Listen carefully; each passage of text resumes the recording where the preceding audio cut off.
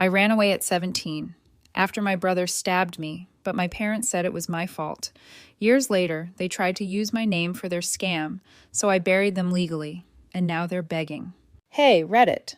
So when I, Lisam, 18, female, was 17, my brother, male, 16, stabbed me during one of his episodes, and my parents somehow made it my fault. No one checked on me. No one cared when I walked out. I built a new life in silence. Then, out of nowhere, a year later, they suddenly missed me. Not out of guilt, because they needed my signature for college aid and taxes. So I didn't yell, I didn't argue, I just went legal. Now their whole setup is falling apart, and I haven't said a word since. By the time I was 17, it was clear. I wasn't family. I was the overworked assistant they never planned on paying. It was my last year of high school, and while most kids were stressing over prom or college applications, I was juggling 2 part-time jobs, barely sleeping, and still getting yelled at for not helping enough around the house. My parents had this twisted idea that since I was the older sibling and a girl, the second mom of the house after my mother, everything should roll off my back like I was made of brick. My brother was 15. You'd think he was a newborn the way they babied him. He had issues, not like teenage drama issues. I mean full-blown meltdowns over broken pencils kind of stuff. Self-harming, throwing things, screaming fits. And yeah, some of it was legit mental health. But a lot of it was performance art, a real Oscar contender, especially when it meant skipping school or dodging responsibility. Every time something went sideways, I had to step in. Mom would say, "He's fragile, be gentle." Dad would chime in with, "You're the big sister, keep it together." Like being a girl made me immune to trauma or something. I'd come home from work sweaty and starving and get told to take him for a walk or calm him down because he was having a moment. He never got grounded. Never got told no. He wrecked my stuff more times than I can count. Headphones, my laptop, even my wallet once. It was always forgiven because he's struggling. I kept trying though. Stupid, I know, but I used to feel kind of bad for him. I thought maybe if I just kept being the good daughter, the responsible one, someone would finally notice, throw me a thank you, something. Instead, I got stabbed. Yeah, you read that right. It was a Thursday night. I remember because I had just gotten off my shift at the pizza place. My clothes smelled like grease and disappointment. I walked in and the house was dead silent, which was weird. Usually, by that time, someone was crying or slamming doors. I found my brother sitting on the floor in the kitchen, legs crossed, just holding a knife, like it was a toy, like it was nothing. He looked up and said, real casual, "I was thinking of doing it again." I knew what he meant. I'd walked in on that scene before, but this time something was off. His eyes were dry. His voice didn't shake. It was like he was testing something. Me, probably. I didn't yell, didn't grab the knife. I just stepped forward and said, "Put it down." And just like that, he lunged forward and jabbed it into my hand. Not deep, but enough. It slid right between my thumb and index finger. Skin split open, blood dripping all over the linoleum. I jumped back, stunned, clutching my hand. And he started crying loud, screeching like I just tackled him or something. My parents came running in. My mom froze. My dad shouted, "What did you do?" Not to him, to me. I said, "He stabbed me."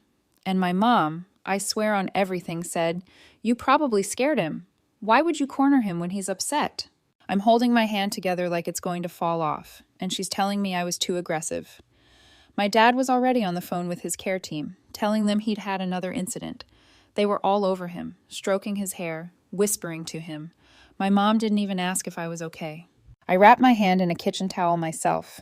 No ER, no police, not even a first aid kit, just a kitchen towel and silence. Nobody called anyone because God forbid the neighbors find out their golden son stabbed someone. Better to let me bleed and keep the image spotless. That night I didn't sleep. I just sat there in my room, light off, hand throbbing, brain fried. I realized something around 3 a.m. No one was coming to help me. No one ever had. I thought about the money I'd given them over the years. Every shift I picked up. Every time I said no to something I wanted, so he could get another new thing he'd smash in a week. Every time I swallowed my pride after he screamed in my face. And I still got blamed for it. And all of it meant nothing. I didn't leave a note. I didn't pack a suitcase. I just threw 2 outfits into my drawstring bag, ones I bought with my own money, and climbed out the window like a damn cartoon character. I texted one person, just one, Mr. Reeves. He wasn't really family, but he was an old friend of my mom's who used to babysit us when we were little. He stopped coming around a few years ago. I later found out it was because he called my parents out for how they were raising us, or rather, how they were letting my brother run the whole damn house. I hadn't talked to him in a while, but I knew he still lived in town, so I texted, "I don't have anywhere to go. Can I come to you?" He replied in 3 minutes flat. Next morning, I was gone. No drama, no fight, no goodbye. Just me, a busted hand, and finally a place where I wasn't expected to fix a broken family with minimum wage and duct tape. Mr. Reeves lived on the edge of town in this half-renovated duplex that smelled like wood glue and old carpet. He answered the door in sweatpants and a tank top, looked at my hand, and didn't even flinch. Just stepped aside and said, "Bathrooms to the left. There's peroxide under the sink." I didn't say much. I didn't have to. He handed me a clean towel, a bottle of water, and let me clean myself up while he reheated some leftover spaghetti in the microwave. Not one question. Not one what happened. It was the first quiet I'd had in years that didn't feel like punishment. I crashed on the couch that night, woke up to the smell of bacon and a cheap pan scraping against the stove. I expected him to hand me a to-do list or start laying down ground rules like a parole officer. Instead, he sat down a plate, nodded to the folding table by the window, and said, "Eat, then we talk." So, I ate fast. I hadn't had a hot meal in 2 days that wasn't wrapped in foil or handed through a window. Once I was done, he finally leaned back in his chair and asked, "They know where you are?" I shook my head. "You want them to?" I didn't answer. "Then they won't." That was it. No lecture, no moral high ground, no guilt trip. He got up, grabbed his wallet, and tossed me a $20 bill. "Your hand's going to get infected if you don't get it looked at. Clinic on 8th Street. I'll drive." I spent the next hour in a stiff vinyl chair while the nurse glued the skin between my fingers back together. She asked if I'd been in a kitchen accident. I nodded. She didn't push. I figured she knew it was a lie, but didn't care enough to deal with it. Back at the house, Mr. Reeves had already cleared out the second bedroom. It still had boxes stacked in the corner and the blinds barely worked, but there was a mattress and a desk. And for once it wasn't mine because someone else had just gotten something better. I didn't ask how long I could stay. He didn't say. But the next morning he tossed a key on my pillow before heading out to work. That was answer enough. I tried not to be a burden. I woke up early, did dishes, cleaned up after myself, offered to mow the patchy lawn. He never asked, but I needed to feel useful. I wasn't used to anyone doing something for me without expecting 10 things back. School was still technically going. I could have gone back, but I didn't. I didn't want to deal with the stares, the gossip, or worse, the calls home. I wasn't about to let my parents find out through the attendance office that I was still breathing. Instead, I went job hunting. Walked all over town with a bandaged hand and a wrinkled polo, handing out resumes I printed at the school's library. By the end of the week, I got hired at a gas station on Route 12. It wasn't glamorous, but it paid under the table, and nobody asked questions. That first paycheck, I tried to give half to Mr. Reeves. He slid it back across the table without looking up from his sandwich. "Use it to buy pants that actually fit," he said. I used it to buy groceries instead. Eggs, bread, canned soup, some ramen, and a pack of socks. First time in my life, I didn't feel like someone else was holding my wallet hostage. Mr. Reeves didn't talk much about my parents, but I caught things here and there. Apparently he used to come by when we were little. Helped fix our dishwasher once, babysat me a couple weekends when my mom got sick. Then one day he just stopped getting invited. "They didn't like being told they weren't perfect," he muttered once while watching some dumb house renovation show. "Didn't want to hear their precious boy needed help," said I was undermining their parenting. I didn't respond, but I filed that away. It tracked. Some nights I'd sit on the porch, stare at my phone, scroll through old photos I hadn't deleted yet. Birthday parties, school trips, one where I had a black eye from tripping in the hallway. Total BS. He'd thrown a remote at me. I never got mad looking at them, just numb, like I'd been watching someone else's life the whole time. I used to think maybe I was the problem. Maybe I didn't try hard enough. But after living with someone who didn't make me feel like a walking disappointment, I started realizing something. I was never the daughter. I was the buffer, the shield, the extra set of hands to keep their golden project from collapsing. It had been almost 2 weeks since I left. No calls, no messages, not even a missed attempt. I didn't know if they were covering for him again, pretending it was all fine, or if they just didn't care enough to notice. Part of me wanted to believe they were panicking, that maybe they were searching, calling hospitals, filing police reports, but deep down I knew they weren't, not unless it made them look good in front of someone else. Mr. Reeves caught me on the porch one night, phone in hand, just staring at my lock screen. "You waiting on something?" "Nah," I lied. He didn't push, just said, "They'll only come looking when they need something." That line stuck with me. I didn't know then how right he'd be. It was maybe 3 weeks in when I stopped checking my phone. The only notifications I got were from job apps and spam. If anyone at home realized I was gone, they sure weren't showing it. Mr. Reeves handed me an envelope one morning after breakfast. "This came for you, from the school." I'd forgotten I gave them this address. When I was at the library applying for jobs, one of the forms asked for an official transcript. I requested it through the school's portal. Didn't think they'd actually send physical mail. I flipped it over. My school's return address stamped across the corner.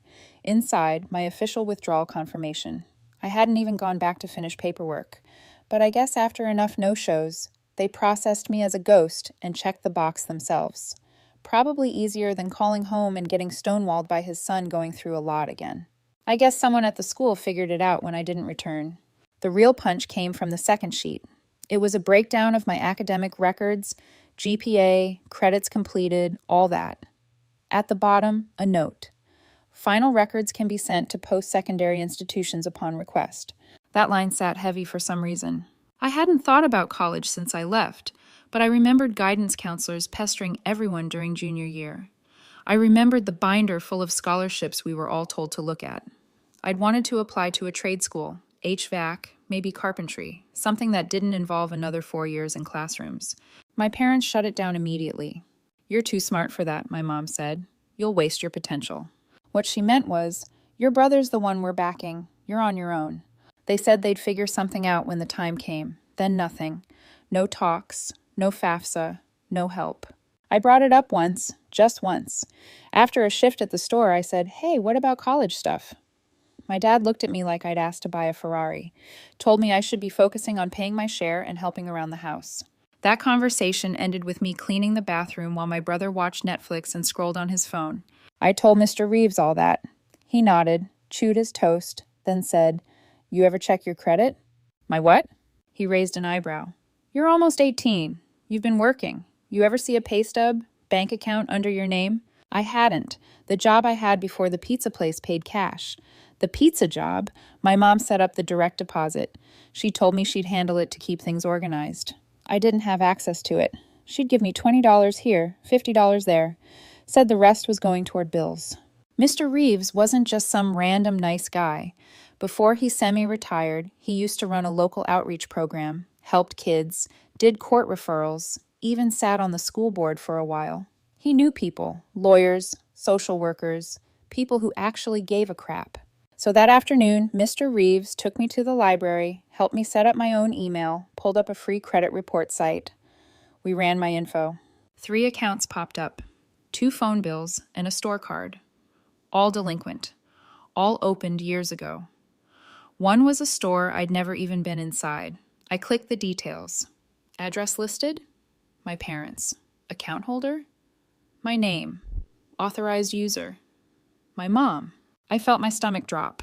Mr. Reeves leaned in, narrowed his eyes, then sat back with a sigh. "They've been building debt in your name." I stared at the screen. The numbers blurred. The total balance wasn't huge, maybe $2,000, but it explained why no college stuff had ever come up. They had used me as a financial tool, probably planned to keep doing it until the wheels fell off. "I thought they were saving for school," I muttered. "They were," he said, "just not for yours." We stopped by his friend's office the next day, a retired accountant who helped people clean up stuff like this. She explained how to file identity theft claims, told me it'd be messy, but fixable. Offered to help walk me through it. Back at the house, Mr. Reeves got on the phone with one of his old buddies, some guy named Ray, who used to work in the courthouse records office. Said if anything had ever been filed under my name, credit, taxes, Student stuff. We could probably request a scan of it. Ray owed him a favor. 3 days later, a brown envelope showed up in the mailbox with my name scribbled on the front. Inside were a bunch of printed forms and scanned documents tied to my social security number. Most of it was trash, bills, old cable stuff, but one thing stood out. A tuition prepayment plan set up years ago. But it wasn't in my name. It was for my brother, prepaid, locked in. 2 years at the local university, fully covered. Stapled to the back was a scan note, looked like it had been stuck to the original file. My mom's handwriting, no question. Set up recurring for next year. Priority over Lisam's nonsense. That was it. Not a shred of hesitation, just cold logic. I was never supposed to make it past high school.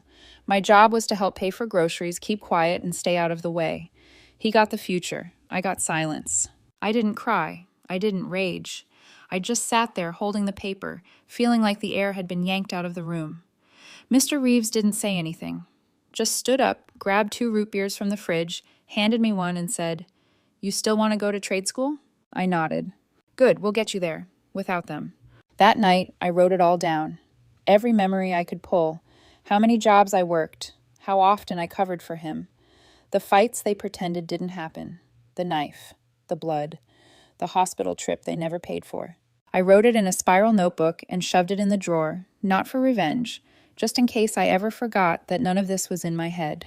That notebook lived in my drawer for weeks. I never reread it. Didn't need to. Just knowing it was there helped, like proof.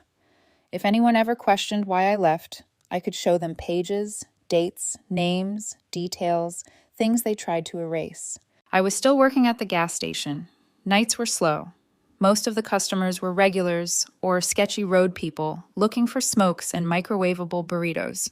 Between restocking shelves and pretending to mop, I'd kill time on the store's dusty computer in the back office. One night, I looked up my brother, not his full name, just a nickname he used online. Something dumb he'd carved into every school binder, Lonely Skies. I remembered it because he used to make me follow his dumb art blog when we were kids. He posted pixel drawings of crying wolves and sad boy edits with melodramatic captions. Out of boredom, I typed it into the search bar. I wasn't ready for what came up. He'd deleted the old blog, but his name popped up on a mental health forum. One of those anonymous support boards where usernames are vague and no one uses real photos. I clicked. The profile was private, but some of the posts were cached in previews. It was definitely him. Same username, same writing style, same weird way he capitalized random words. And the stories, they weren't about him. They were about me. He said his older sister had controlled his every move, that I bullied him for being different. He claimed I'd snatched knives away violently, called him names, and once told him he was better off dead. There was a post titled, "Escaping an Abusive Sibling When No One Believes You." I sat there, mouse frozen, rereading the same paragraph over and over like maybe it would change the 3rd time through. He had dozens of posts. Some got hundreds of replies. People were praising him for being so brave, saying his healing journey was inspirational. One guy offered to send him money. Another said, "You're stronger than anyone who ever hurt you." I didn't know whether to laugh or smash the monitor. He hadn't just rewritten the story. He'd published it. I went home and didn't sleep. Just paced the room, fists clenched, stomach knotted. Every memory that came back, I questioned. Did he always know he was playing a role, or had he convinced himself it was true? By sunrise, one thing was clear. This wasn't new behavior. He'd been twisting things for years. I just hadn't seen it until now. It wasn't just when he hurt himself after attacking me. It was how he'd start crying the second our parents walked in, even when he was the one who flipped the table. How he'd break something of mine, wait until I raised my voice, then run off yelling, "She's scaring me!" I remembered one time he threw a plate at me. It hit the wall beside my head, shattered everywhere. My mom heard the crash, came running in, saw me standing there, and him on the floor crying. She didn't even ask what happened. She pointed at me and said, "Go to your room." They knew. They always knew. They just didn't care enough to deal with him. Easier to blame the one who didn't scream as loud. I told Mr. Reeves the next day. Didn't sugarcoat it. I showed him some of the posts. He didn't say anything at first. Just read through them, jaw tight, eyes flicking back and forth like he was running calculations. When he finished, he leaned back and said, "He's protecting himself." I blinked. By lying? He nodded. He knows if you ever speak up, people might believe you, so he got ahead of it. I hadn't thought of it that way. He wasn't just venting online, he was building a defense. Prepping for the day, I finally spoke. We both knew what would happen if I ever posted my side. People would dig, and when they saw his version first, they'd already have picked a side. Mr. Reeves leaned forward, steepling his hands. You got 3 options, he said. Ignore it, fight it, or outgrow it. So far, no one even believes you came from that mess. I didn't answer. He stood up and walked to the kitchen, then called over his shoulder, But whatever you do, don't let him write your story for you. I spent the rest of the week thinking through every time my brother twisted reality. There was the time he flooded the upstairs bathroom and blamed it on bad plumbing. I told my dad it was him. He had shoved paper towels into the toilet on purpose. They said I was jealous he'd gotten a bigger room. Another time, he scratched my arm with a coat hanger. When I showed my mom, she said it was probably my own fault for roughhousing. They always played the same card. He's going through so much. Be patient. Be strong. But the truth was, I hadn't been his sister for a long time. I'd been his excuse. That weekend, I pulled out my notebook again, added a section titled Lies He Told. I listed every manipulated situation I could remember, then followed it with the real version. The scratched arm, the broken headphones, the phone he lost that mysteriously logged into his account 2 days later. Then I backed it up, scanned the pages at the library, emailed it to myself, saved it on a flash drive Mr. Reeves had in a drawer. Just in case. I didn't plan on using it yet, but I needed it to exist, to undo the erasing he'd been doing for years. And somewhere in the back of my mind, I knew this wasn't over. People like him, they don't stop once they've rewritten the past. They keep going, especially if someone else starts asking questions. And what really got me? He never had to deal with the fallout. He didn't have to explain why his sister disappeared. He just turned me into the villain, painted me as unstable, said I left the family in shambles. One of his posts even mentioned that I hurt him during a mental episode and ran when the truth came out. He turned my escape from abuse into his narrative of survival, and now he had strangers on the internet defending him, people who'd send hate to me if they knew who I was, people who believed I was a threat. It wasn't safe for me to go back, not even to clear my name, not yet. But it was coming. I could feel it in my gut. Something was shifting, not in a way I could explain, more like when the air gets too still before a storm. The calm didn't feel earned. It felt loaded. I wasn't looking for trouble. I was working longer shifts, helping Mr. Reeves fix up the garage, trying to figure out how to finish my GED. I stayed off social media. I didn't check his posts anymore. I wanted distance. But some people don't let you have that. Some people follow your silence like it owes them an answer. It started with a message from a kid I used to sit next to in biology, someone I hadn't thought about in years. Hey, weird question. Are you okay? I stared at the screen. No context, no follow-up. I replied, yeah, why? He sent back a screenshot, a Facebook post from my mom. It was a picture of me, an old one, I think, from some school award night in 8th grade. I looked dead behind the eyes even back then. Her caption read, Our daughter Liesem has been missing for a year now. We've tried everything we can to find her. If anyone knows where she is, please reach out. We just want to know she's safe. There were hundreds of likes, dozens of comments, aunts, old family friends, some people I didn't even recognize. I'm praying for you all. Can't imagine the pain of not knowing.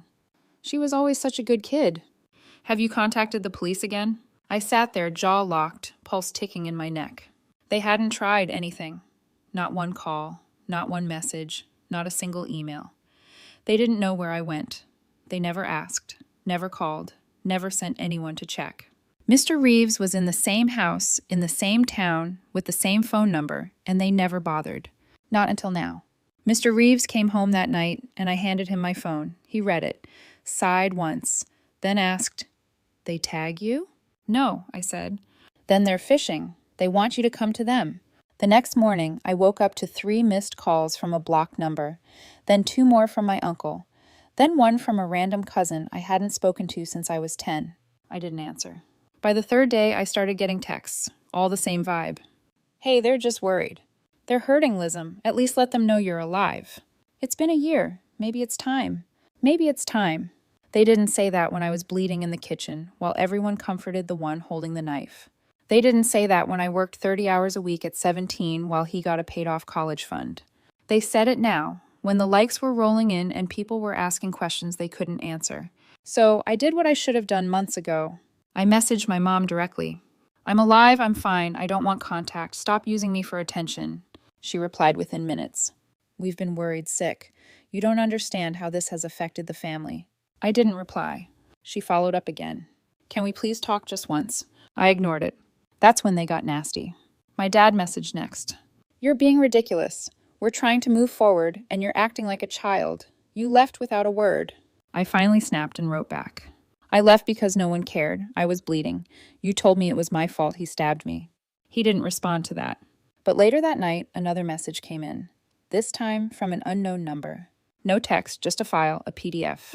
I almost didn't open it, but I did. It was a form letter, something financial, a dependent confirmation for a college-related document. I read it twice. They had listed me on paperwork tied to his tuition, claimed I still lived in the household, that I was part of the family income. My name was on the dependency verification form. It wasn't just that they listed me. They'd gotten away with it before because I was still under 18. But now I wasn't. Now they needed my signature to keep the lie going. It clicked. They didn't go public because they missed me. They didn't ask around because they wanted to apologize. They needed me to sign something. That's why the cousins were coming out of nowhere. That's why my old classmates were messaging me. They were trying to make me feel guilty, so I'd play along and give them what they needed. I didn't respond to the file. I didn't call. I didn't text. But I started writing again. I opened that notebook and filled 5 new pages. Not memories this time, just facts. Dates, screenshots, messages, everything. Mr. Reeves looked over them that night and nodded. "They're panicking," he said. "They messed up something official, and now they're scrambling." "What do I do?" I asked. He didn't answer at first, just tapped the notebook with one finger. "Make sure if they drag your name again, you're ready to drag theirs with truth." That week, I posted a short message on my own social account, the one I hadn't used in over a year. Just one post. "I'm alive, I'm fine, I left for a reason. If anyone wants the real story, I'm not hard to find." I didn't name names. I didn't mention the stabbing. But I knew it would circulate. Within an hour, my mom's post disappeared. The text slowed, the calls stopped, until one final message showed up from her. "And you don't have to be so dramatic. It was never that bad." I didn't reply, but I saved the screenshot because it was that bad. It always was. Being 18 changed everything. Before, I was just a name they used to fill out forms. Now I had legal control. I could pull every thread they'd wrapped around me and cut them off at the root. We started the next morning. Mr. Reeves handed me the same manila folder we'd been adding to over the past month. Inside, every credit report, every email, every form with my name slapped on it. Screenshots of messages, notes I'd written, even a copy of the dependency verification form they'd tried to slide under the radar. "They screwed up the second you turned 18, he said. "Time to let them find out what that costs." First stop, the police station. I filed an identity theft report. Officially. Not just a Google Doc and a gut feeling. I gave them copies of the credit accounts I never opened, statements showing payments I never made, addresses I never lived at. The officer didn't ask many questions, just logged it, signed the intake sheet, and handed me a case number. Next, we visited the local legal aid office. Free help for basic stuff like fraud, impersonation, and cease and desist letters. One of the lawyers on duty looked over my documents, especially the financial aid paperwork, and said, "Yeah, this is serious. They could lose access to his funding entirely." He helped me draft a formal cease and desist letter. It spelled out in plain terms. They were not to use my identity in any capacity. They were not authorized to claim me as a dependent. They were not to submit or alter legal documents with my name, info, or signature. They were not to speak on my behalf. We sent copies through certified mail, tracked, signed for, time-stamped. Then came the college financial aid office. I'd already emailed them the situation a few days before, but this time I walked in with a hard copy of the fraud report, a sworn affidavit of independence, and a printed version of the dependency form they filed, the one where they claimed I still lived in their home. The woman behind the desk looked up halfway through the stack and said, "We'll be investigating this immediately." Mr. Reeves leaned against the doorframe, arms crossed. He told me the IRS probably never blinked before because I'd never filed taxes. I was a minor, had no return, no flagged forms. But now I was 18, with a case number, and fraud claims tied to my social. That's when the system actually pays attention, when it's official, not just sketchy. By the time we got home, I had 3 email confirmations. 1. The IRS had flagged a claim made with my SSN. 2. The college had frozen their aid file pending investigation. 3. The credit bureau had placed a fraud alert on my identity. They couldn't touch my name again without it setting off alarms. And that's when the messages came flooding in. First, my mom.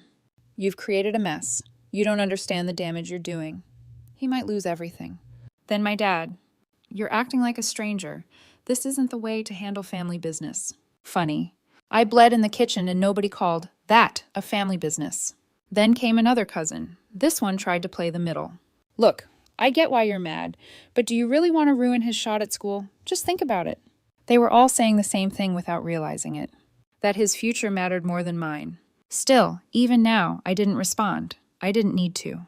The cease and desist letters landed 2 days later. I got confirmation both were signed for. They knew, legally, that I wasn't just ignoring them. I was protecting myself from them. Mr. Reeves clapped me on the shoulder that evening while I was checking updates.